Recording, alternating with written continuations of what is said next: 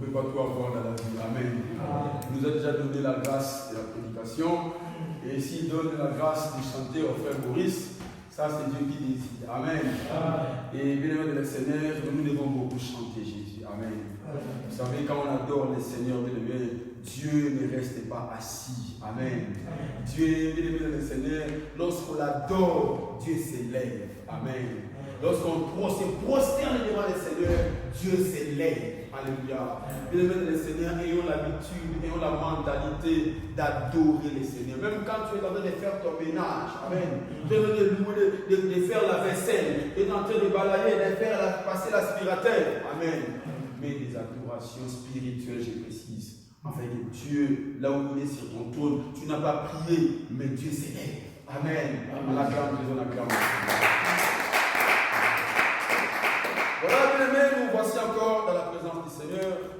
Nous étions en train de partager sur les grands thèmes. Je suis en train, où je suis obligé d'abréger quelques parties pour que nous puissions finir ces grands thèmes selon le programme qui nous a été donné. Amen. Parce que comme vous le savez, au mois d'avril, nous allons avoir une marathon de prière. Amen. Voilà pourquoi je suis en train, le Saint-Esprit est en train de nous préparer. Amen. Le Saint-Esprit est en train de nous préparer pour que tu comprennes des choses essentielles pour ta bénédiction. Amen. Au mois d'avril, nous serons obligés, il y a beaucoup de choses à expliquer, à parler et à dire au travers de ces grands thèmes, les secrets d'une bénédiction. Amen. Il faut que tu connaisses ces choses. Il faut que ces choses, bien aimé de le Seigneur, soient, bien aimé de le Seigneur, faites de ta vie, bien aimé, comme Paul dit, nous avons fait de ces choses une application dans nos cœurs. Amen. C'est-à-dire que ça est devenu une application de ta vie, comme une carte. Amen. Alléluia. Voilà pourquoi tu dois être attentif, parce que ton âme dépend de ces choses. Amen. Des fois, on se pose des questions tous les jours, des fois, peut-être que tu fais partie de ces gens qui posent cette question. Pourquoi Dieu ne nous bénit pas? Alléluia. Pourquoi Dieu ne donne pas? Pourquoi le Seigneur, bien-aimé le Seigneur, ne nous donne pas? Amen. Beaucoup de gens posent des questions. Si tu rencontres les athées, ils vont te dire, mais si Dieu existait, si Dieu était bon, Dieu était gentil. Amen. Pourquoi Dieu ne nous donne pas les bénédictions? Pourquoi on souffre? Pourquoi il y a la famille? Pourquoi il y a ces choses? Amen. Les gens ont oublié les principes de Dieu. Amen. Rappelez-vous, j'ai parlé autrefois des intentions et des principes. Amen. Dieu, pour te donner, il faut que tu puisses faire quoi? Il faut que tu t'assoies. Amen. Jean chapitre 6, le verset 10. Ils sont réunis, ils étaient ensemble au milieu d'un désert, au nombre de peuples, plus de 5000 personnes. Mais cependant, bien aimé le Seigneur, Jésus, au niveau de cette grande foule, les apôtres nous demandent comment on peut faire nourrir ces personnes, ces grands nombres de personnes. Alléluia. On dit à Jésus, il y a que 2 poissons, il n'y a que 5 pains. Amen. Vous connaissez le miracle de multiplication des pains. Mais Jésus, avant de faire n'importe quoi que ce soit, avant de multiplier les pains, avant de multiplier les poissons, comme vous le savez, Jésus a dit, faites-les asseoir. La parole me dit, la personne qui a écrit cette partie est plus précise, il y avait beaucoup d'herbes dans ces lieux-là. Amen. C'est-à-dire que Dieu, avant de faire quoi que ce soit, il les a fait asseoir. Amen. Rappelez-vous, David dit, l'Éternel est mon berger, je ne manquerai de rien. Verset 2, verset 23, il me fait reposer dans les verts pâturages. Après la suite, restaurer l'âme. Même si je marche, les bonheurs la grâce. D'abord, il faut qu'il te fasse reposer. Amen. On ne reçoit pas les choses de Dieu tout en étant debout. Il faut que tu puisses t'asseoir. Or, le fait de s'asseoir, on s'assoit par l'enseignement. Alléluia. Les verts pâturages, c'est la nourriture de l'âme. La nourriture de l'âme, ce n'est pas le pondou, ni le sakasaka, mais c'est la parole. Amen. Et la parole interprétée. Lorsque tu écoutes suffisamment la parole de Dieu, bien-aimé le Seigneur, tu deviens éligible de bénéficier ce que Dieu possède. Amen. Beaucoup de chrétiens ne sont pas assis. Beaucoup de femmes, beaucoup de sœurs ne sont pas assises. Amen. Beaucoup de personnes ne sont pas assises. Et Dieu ne te donnera pas, il veut que tu sois assis. Voilà pourquoi Dieu parle de Osée chapitre 6, verset 4. Osée 4, verset 6 plutôt. Et il dit ceci, mon peuple, c'est le peuple de qui? De l'Éternel Dieu. Mon peuple périt parce qu'il lui manque la connaissance. Amen. Amen. La connaissance il faut l'acquérir. Il y a des endroits appropriés où on reçoit la connaissance. Si tu veux avoir la connaissance sur la sidérurgie, sur même la métallurgie, sur même l'électricité, l'informatique, il y a des endroits où tu vas aller pour la voir. Amen. Mais la connaissance qui est question d'ici, c'est la connaissance de Dieu. Amen. Il dit, vois comment je te répondrai. Jérémie 33, 3. Je t'annoncerai de grandes choses. Des choses cachées. Amen. Celles que tu ne connais pas. Amen. Il y a des choses que tu ne connais pas, que moi aussi je ne connais pas. Des mystères. Mais où est mon wapi? Amen. C'est dans l'église. Amen. On apprend ces choses. Des choses cachées que tu ne connais pas, tu vas l'apprendre à l'église. Ces choses cachées que Dieu va te les révéler, qui vont te permettre d'échapper au piège de Osée 4 et 6. Parce que Dieu dit, puisque tu as bien jeté la connaissance, moi aussi je ferai quoi? Je t'ai réjouis. Du coup, il faut que tu puisses comprendre, le Seigneur, les enseignements nécessaires pour que tu puisses recevoir la bénédiction. Voilà pourquoi nous avons dit les secrets d'une bénédiction. Ce sont des secrets, ce sont des choses qui ne sont pas à l'œil de tout le monde. Lorsque les athées ils posent des questions, mais Dieu il est où? Nous on sait là où Dieu se cache. Alléluia. C'est ça la différence. Dieu existe, mais Dieu se cache quelque part. Alléluia. Un jour on parlera sur les ténèbres de Dieu. On parlera comment est-ce que Dieu se cache. Alléluia. Donc le Seigneur, quand il sort pour un peuple. Il se cache quelque part. Alléluia. Et Dieu se cache dans la connaissance. Lorsque tu as la connaissance de la vérité, bien-aimé de le Seigneur, tu es gagnant, tu es gagnant. Alléluia. On acclame Jésus dans la Nous avons parlé, bien-aimé de le Seigneur, sur l'obéissance à Dieu. Nous avons insisté sur servir Dieu. Alléluia. Nous avons dit servir Dieu, ce n'est pas automatiquement ou nécessairement que tu puisses passer devant pour modérer, pour prêcher, interpréter tout ce que nous connaissons. Alléluia. Nous avons dit là, ça fait partie de servir Dieu. Amen. Nous avons dit servir Dieu veut simplement dire être utile à Dieu. Amen. Alléluia. Est-ce que ta voiture est utile à toi? Tu me diras oui. Pourquoi? Parce qu'il te servent d'aller au travail. Alléluia. Ça t'apporte quelque chose dont ton cœur a besoin. Alléluia. Ta maison, est-ce que c'est utile pour toi? Oui, parce que ça te sert de dormir. Alléluia. Et il y a des choses aussi qui ne sont pas utiles pour toi. Alléluia. Par exemple, moi, le football, ce n'est pas utile pour moi. Alléluia. Donc, je ne regarde pas le football. Alléluia. Parce que ça ne m'apporte rien. Alléluia. Mais pour certaines personnes, ça lui apporte quelque chose. Parce qu'elle sait que s'il va regarder, il va jouer les paris, il va gagner. Alléluia. Donc, chaque personne doit connaître les éléments qui sont utiles pour lui. Dieu aussi, il regarde sur la terre et il voit s'il y a des hommes qui sont utiles pour lui. Alléluia. Ceux qui sont utiles pour Dieu, ce sont des serviteurs de Dieu. Alléluia. Dans le texte de Psaume chapitre 50, verset 6. On va arriver dans notre grand terme, on va revenir. Le Seigneur nous aide pour qu'on puisse avancer. Psaume 106. Psaume 101, verset 6. Psaume 101, verset 6, il lit la parole de Dieu. Amen. J'aurai les yeux sur les fidèles du pays. Pour qu'ils demeurent auprès de moi. Celui qui marche dans une voie intègre sera mon serviteur. Celui qui marche. Celui qui marche dans une voie intègre sera mon serviteur. Très bien. Amen, amen, amen.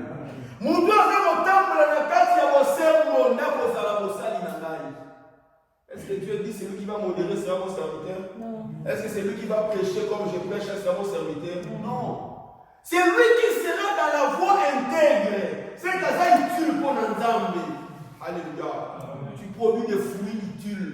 Alléluia. Tu contribues à ce que le royaume des cieux puisse avancer. C'est lui-là qui sera mon serviteur. Alléluia. On nous a rencontré une fois chez mon pasteur.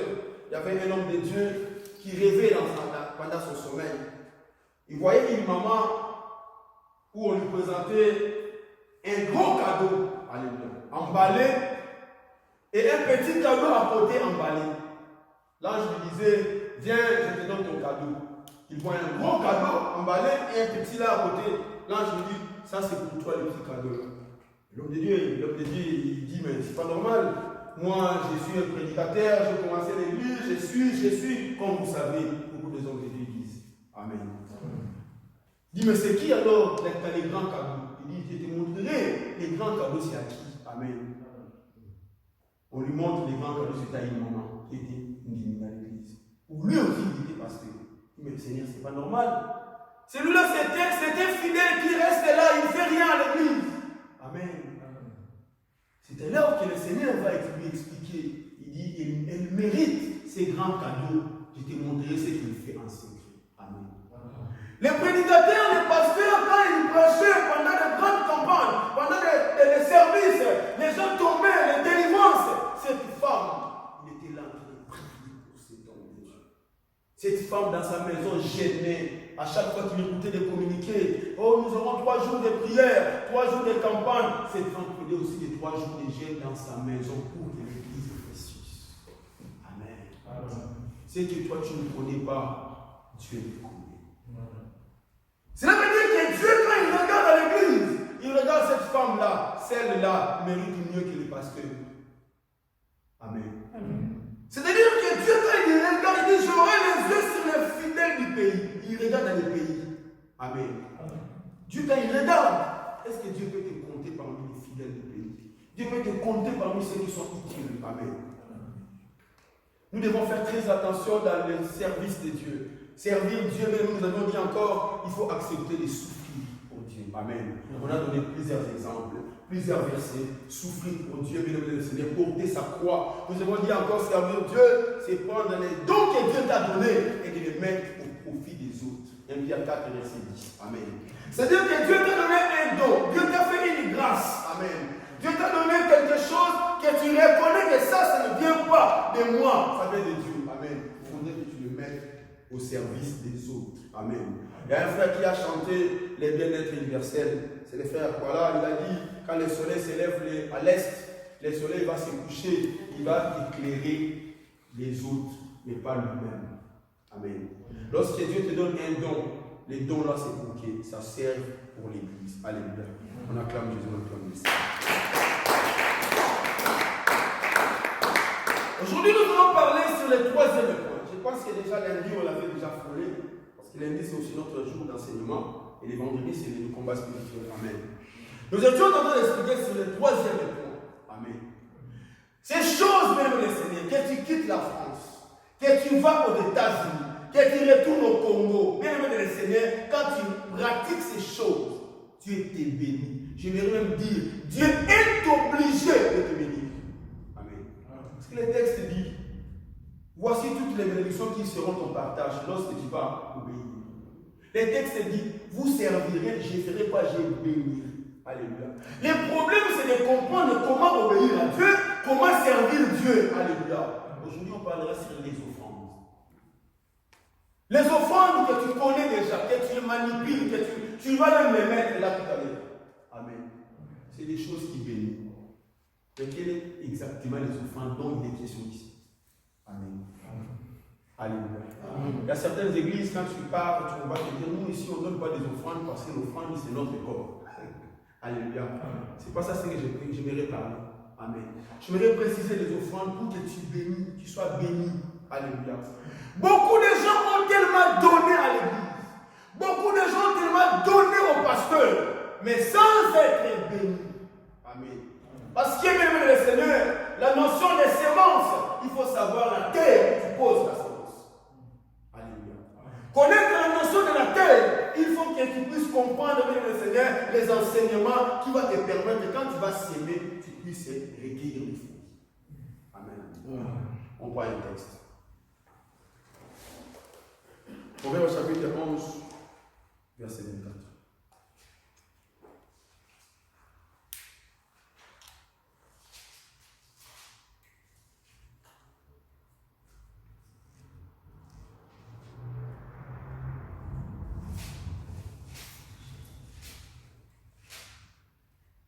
Oui, papa, allez-y. Proverbe chapitre 11. Verset 24. Proverbe chapitre 11, verset 24, je lis la parole de Dieu. Amen. Terre Oyo. qui donne libéralement Azopesa na esengonios na petenios. devient plus riche. Azokoma mutu na bozikoleka. Et tel Et oyo qui épargne à l'excès azobomba na kolekisa. ne fait que s'appauvrir. Parole du Seigneur. Amen. Alléluia. Le texte est clair. J'aime beaucoup fonctionner selon les Écritures. Amen. Vous savez, il y a un pasteur qui nous a enseigné. Il a dit chaque chaussure possède une marque. Alléluia. Chaque chemise a une marque. Amen. Mais quand nous sommes dans la prédication, chaque chose que nous voulons exposer doit avoir sa marque. Amen. C'est la Bible. Amen. Je ne répéterai pas les traditions de mes ancêtres. Je ne vous parlerai que de ce qui est écrit. Amen. Voilà pourquoi Jésus disait il est écrit, il est aussi écrit. Alléluia. Mais je ne vous parlerai pas de il est dit. Amen. Il est dit, c'est-à-dire qu'il va pas qu'on va l'oba. Ici c'est pas ça. Ici c'est il est écrit. Alléluia. Les offrandes, c'est tout ce qu'on offre à une divinité de manière libérale.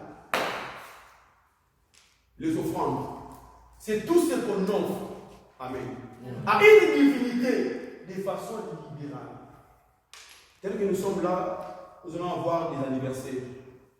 Ta femme va avoir un anniversaire, ton mari a un anniversaire, tu vas faire quoi? Tu vas l'offrir. Amen. Tu l'offres aux autres pays. Amen. Et ça, c'est offrir à ta femme, offrir à ton ami. Alléluia. Ça, ce n'est pas une offrande. Mais lorsqu'il est question d'offrir quelque chose à Dieu, ta divinité, ça devient une offrande. Alléluia. Et l'offrande doit être donnée à ton Dieu de façon libérale. De façon libérale, c'est-à-dire que c'est donné de manière généreuse. Amen. Nous sommes en France. Amen, amen. Je parle du français. Amen. Quand on parle de donner avec libéralité, c'est donner, même le Seigneur, un avantage à un autre sans profit. Personne, quand il te donne quelque chose, quand une personne te donne quelque chose, quand il a un profit derrière, alléluia, ce n'est pas offrir libéralement, c'est offrir avec un délai. Amen. Mais quand on offre à Dieu, même le Seigneur, ça doit être donné librement à Dieu. Amen. C'est ici maintenant, même le Seigneur, que beaucoup de personnes doivent comprendre la notion des offrandes commence ici. Ce n'est pas les moyens, mais c'est la disposition du cœur. Amen. La Bible dit, celui qui donne libéralement devient plus riche. Celui qui épargne à l'excès, c'est-à-dire que la Bible n'est pas contre l'épargne. Tu as un livret A, tu as un LDB, développement durable, tu as un livret jeune, la Bible n'est pas contre. Amen. Mais la Bible est contre ceux qui épargnent à l'excès. Quand tu commences à épargner à l'excès, tu ne vas pas appliquer le premier paragraphe qui nous dit celui qui donne libéralement devient plus riche. Amen. Amen. Beaucoup de chrétiens, quand ils donnent par contrainte. Amen. Amen. Amen. Il n'y a pas de bénédiction à venir. Non, parce que le pasteur a parlé. Parce qu'il a fait un appel. Ce qu'on appelle c'était ça, t'as bien dit. Non, il n'y a pas de bénédiction. Le profit revient à celui qui appelle. Amen. C'est lui qui a appelé, s'il a besoin, je ne sais pas, d'acheter le micro, c'est lui qui donne. Mais Dieu ne bénit pas parce que tu ne l'as pas donné de manière libéralement. Est-ce que nous sommes là? On acclame. Je disais, c'est procurer un avantage à une autre personne sans chercher un avantage. Quand on donne à Dieu, on ne donne pas à Dieu pour être béni. On donne à Dieu par reconnaissance de ses refaits dans ta vie. On donne à Dieu parce qu'on est béni. C'est pourquoi on donne à Dieu. Quand on parlera sur la dîme, tu comprendras encore bien précisément avec des versets clairs.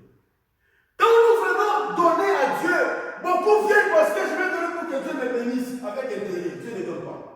C'est lui qui donne librement. Et c'est ce qu'il dit, donner, ni contrainte, ni tristesse. Alléluia. C'est ici que beaucoup de chrétiens échouent dans la notion des offrandes. Alléluia. Voilà pourquoi j'ai parlé, je le disais, dans cette église, faire un appel qui va donner 100, 50, tu ne le verras pas. Prends-moi Philémon chapitre 4, verset 14. Philémon, verset 14. Philémon, c'est un texte qui n'a qu'un chapitre. Ouais. Verset 14. Allez-y. Qu'est-ce qui est écrit là? Philémon, verset 14. J'ai lu la parole de Dieu. Amen. Toutefois,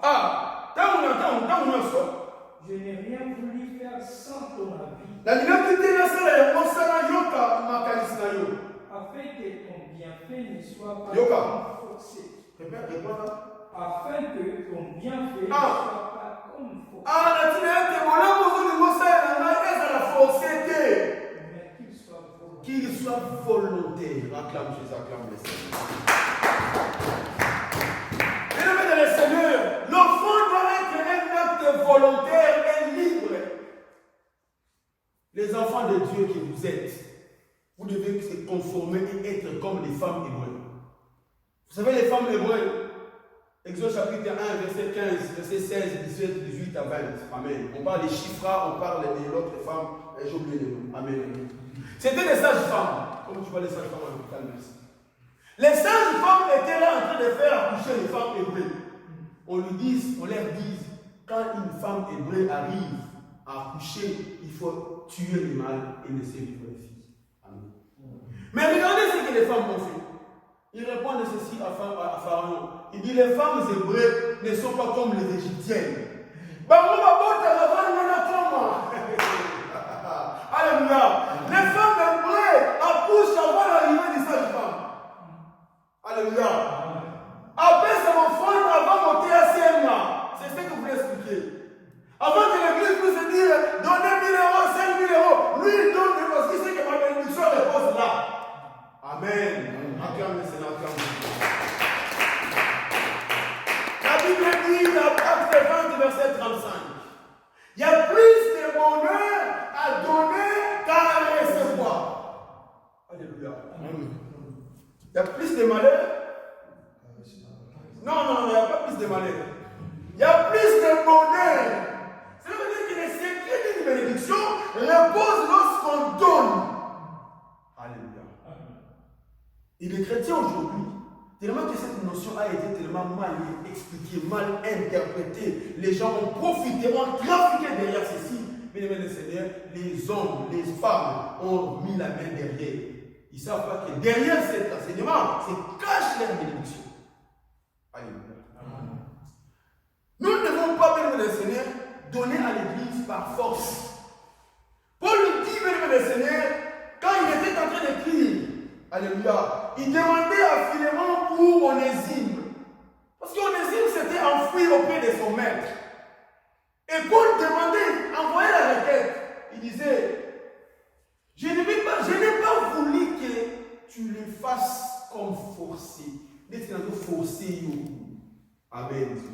Mais que ce soit un acte volontaire. Alléluia. Mais nous devons faire des choses selon ce qui est écrit. Ne donnez pas parce qu'on vous a forcé. Ça ne donnera pas la bénédiction. Donnez parce que c'est volontaire. Ça vient de votre cœur. Dieu, quand il veut voir ou bien te bénir, il veut voir la disposition du cœur. Amen. Je suis en train de poser les fondements sur les offrandes. Alléluia. Amen. Lorsque tu vois ces éléments, tu constates ces éléments, c'est là qu'il faut donner. Alléluia. Tu n'as pas besoin, même le Seigneur, qu'on vienne te répéter, te rappeler. Non, tu ne seras pas béni.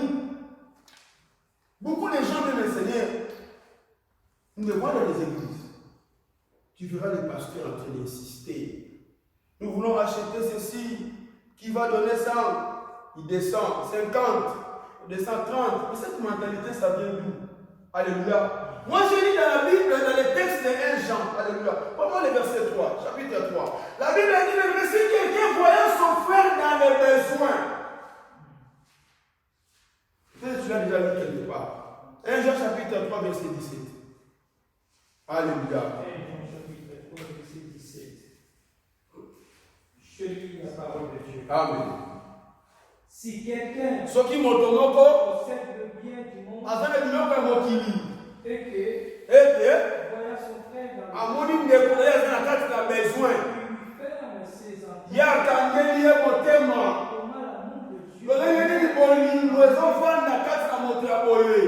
Alléluia.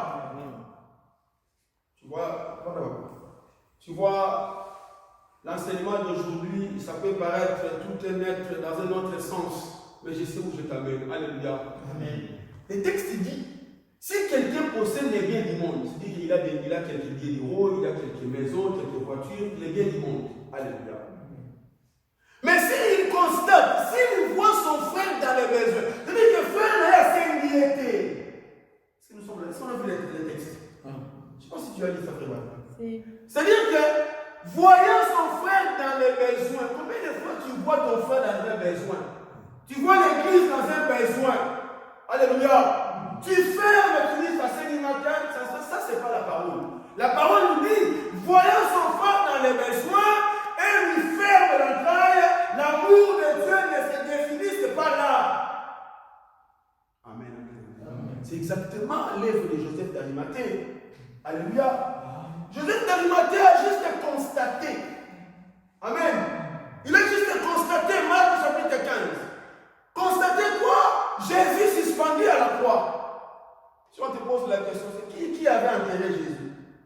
Ton Seigneur que tu adores nuit et jour. Qui l'avait enterré quand il était crucifié à la croix? C'est cet homme, Joseph d'Arimathée. Il était où Bartimée? Il était où Lazare? Il était où? Il était où? Tous ces hommes. Amen. Ils étaient où tous ces hommes qui avaient vécu des miracles de Jésus pour l'enterrer? Les corps abandonnés, tout le monde. Ah, c'est pour les hommes. Amen. Ça, c'est pas pour moi. Ah, ça, c'est. Ah, il va pas au talent. Amen, amen. Bien aimé dans le Seigneur, Joseph d'Arimathée, il est parti chercher le corps de Jésus. Il dit, donnez-moi le corps de Jésus. Quel était son intérêt? N'adorez pas Dieu avec intérêt, adorez Dieu par amour. Alléluia. Lorsque les chrétiens vont comprendre la notion des offrandes, nous serons totalement égrands. Il y avait une personne qui l'avait forcé que toi, Joseph d'Arimathée, tu vas l'enterrer, c'est toi. Non. Dans l'histoire de Jésus, on ne l'a même pas cité. Dans l'histoire de Jésus, on n'a même pas parlé d'un miracle qu'il a vécu de Jésus. Mais cet homme a vu le corps de Jésus abandonné. Nous avons des Joseph ici. J'ai béni le Seigneur. Regarde. Je n'ai pas demandé. Alléluia. Combien de temps ce truc est resté vide? Amen. Combien de mois on venait ici, on voyait ça vide? Il y a un frère qui est venu me voir. Papa, on ne peut pas faire quelque chose ici. Je dis, mais il y a des défis qui partent. 519 €. Amen. Regarde les résultats. C'est là que Dieu bénit. Joseph d'Arimathée a constaté seulement que le corps de mon Seigneur est suspendu. Personne pour l'enlever. Alléluia. C'est de cette mentalité que je suis en train de prêcher cet après-midi. N'attends pas qu'on te dise que va enlever le corps de Jésus à la croix. Non! Il faut que de toi-même, que ton bienfait ne soit pas objet de forcing. Amen. Acclame le Seigneur. Vous savez, tout ça se trouve dans la grâce. Je le disais hier. Aujourd'hui, je vais encore compléter un élément. Maman Bonnie, par la grâce de Dieu. Toi aussi, tu fais pareil, non? Tout ça se réside dans la grâce. Mais quand on crée dans la grâce, la première des choses, c'est la justice de Dieu. Tu donnes, Dieu te donne. Vous vous rappelez du verset? Bon pour ceux qui sont bons. Amen. Amen. Ça, c'est Dieu. C'est tout, c'est dans la grâce. Mais quand on crée, ça, c'est pour nous qui sommes enfants de Dieu. Pour les ceux qui sont du dehors, ils sont seulement, nous sommes dans la grâce. Mais quand on entre dans la grâce, on trouve d'abord la justice de Dieu. Amen. Quand on entre encore dans la grâce, on trouve la récompense de Dieu. Isalaka. Que personne ne te trompe. La récompense de Dieu existe. Amen. C'est ce qui poursuit même les enfants. Et autres qui quittent la récompense de l'Éternel. Dieu se souvient de toi. Amen. Quand on crée encore bébé, on trouve la miséricorde de Dieu. C'est-à-dire que Dieu te donne, Dieu agit dans ta vie. Non parce que tu as donné, non parce que tu ne l'as pas fait, Non seulement parce que tu t'es convaincu pour son nom, à cause de son nom, il donne gloire à son nom. Amen. Il y a des fois, Dieu agit, même en église. Non pas rapport au pasteur, mais agit à cause de son nom. Alléluia.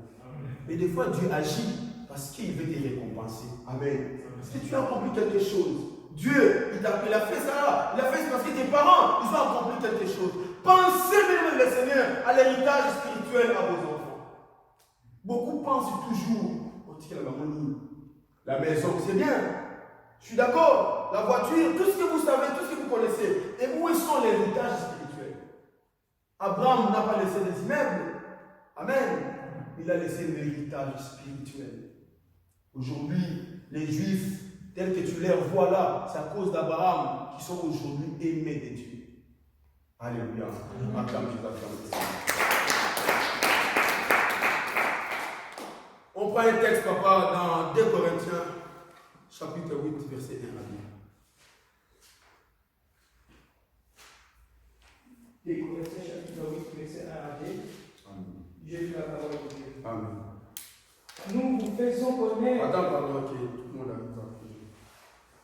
Mais moi, je vais trouver aussi. 2 Corinthiens.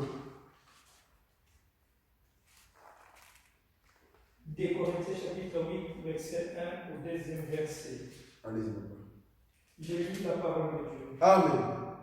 Nous vous faisons connaître, frères, la grâce de Dieu qui est manifestée dans l'église de la Macédoine.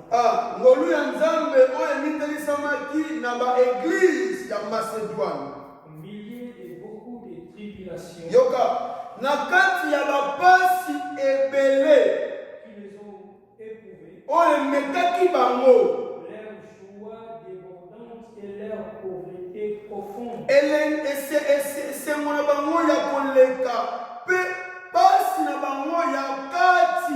ont produit avec abondance des richesses, libéralité de leur part. Voilà. Et personne qui n'est pas une abandon des riches libéralités de leur part. Amen. Écoutez maintenant, toi qui dis tout le temps, je n'ai pas encore eu mes papiers, je n'ai pas encore eu le travail, je n'ai pas encore eu quoi d'autre encore en France. Je n'ai pas encore eu, je ne sais pas. Amen. Je ne suis pas encore marié. Amen. La Bible dit ceci.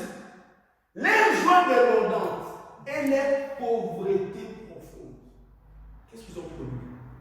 Des riches libéralités. C'est-à-dire que ici, Paul présente les églises de la Macédoine.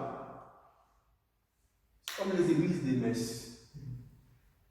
Les enfants de Dieu, nous devons apprendre à connaître Dieu tel qu'il est, non tel qu'on pense. On nous a appris tellement de choses. Mais j'aimerais que dans cette église, tu fasses des choses selon ce que Dieu dit, selon ce que Dieu veut de toi. Amen. Alors moi j'ai toujours dit, ça ne peut pas, ce n'est pas avoir une autre opinion, mais c'est juste la manière ou la façon que j'expose les choses, c'est même très éloigné de mes pères. Amen. C'est-à-dire que dans l'esprit, tu te dis, pour que je donne, il faut seulement qu'on me pousse. Amen. Même pour donner à tes frères. Même pour aider à ta famille, même pour aider quelqu'un, amen. N'attends pas. Le texte dit, voyez son frère dans les besoins. Tu es en train de parler au téléphone avec quelqu'un, tu les sens, tu attends, il dit, j'ai compté voyager, mais il me manque les transports. Il ne t'a pas demandé, mais tu sais qu'il me manque les transports. Une fois, j'ai regardé sur les réseaux sociaux, une église que je connaissais. Je connais d'ailleurs. En train de jouer la batterie. Un frère Maurice, Mathieu, Bible avec ses litres. J'ai pleuré.